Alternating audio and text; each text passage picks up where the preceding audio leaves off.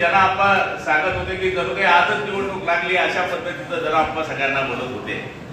मी तर एकच सांगेन, मी आठ वर्षापासून मंत्री आहे, पण कोणी माणूस मला म्हणू शकत नाही की गुलाबराव पाटलांनी त्याच्या अंगामध्ये मंत्रीपद आणलं। जो माझ्याकडे साधारण माणूस आला असेल, छोटा माणूस आला असेल, मोठा माणूस आला असेल, माझ्याकडे जे काम होण्यासारखं असेल ते निश्चितपणाने मी करण्याचा प्रयत्न केलेला आहे। आणि मी जरी तुमच्याशी खोटं बोलत असलो तरी मी माझ्या मनाशी खोटं बोलू शकत नाही।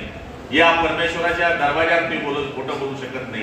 कायमस्वरूपी मी माझ्याकडनं जे काम होण्यासारखं आहे ते करण्याचा या ठिकाणी प्रयत्न करत आहे।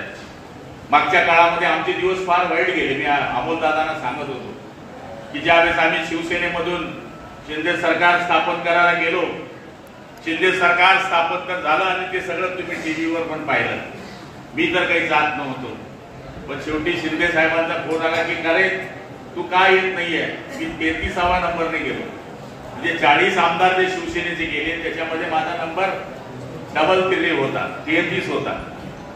मी तिकडे गेलो आणि गेल्यानंतर आपण पाहिलं की 1.25 महिने टीव्हीवर काय चाललं, म्हणजे या ठिकाणी प्रत्येक विरोधक आमच्याला 50 कोके बिलकुल ओके म्हणजे अशा पद्धतीने चिडवत होते की जसे काही आम्ही पैसे घेऊन यांच्या मागे गेलो। पण मित्रांनो, आज मला या गोष्टीचा अभिमान वाटतो। जर मी तो निर्णय घेतला नसता, आज हे जे सगळे कामं आपल्याला दिसत आहेत, कदाचित हे कामं आपल्याला दिसले नसते। त्याचं कारण सत्तेच्या पुढे शानपण चालत नाही। गावात जर आपला सरपंच जरी नसता ना तरी सुद्धा कसे हाल होतात तुम्हाला माहिती आहे।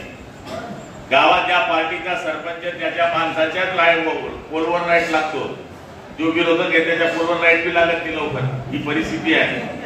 त्यामुळे आपण सत्तेमध्ये राहिल्यामुळे ही विकासाची कामं या ठिकाणी करू शकतो। एबीपी माझा, उघडा डोळे बघा नीट।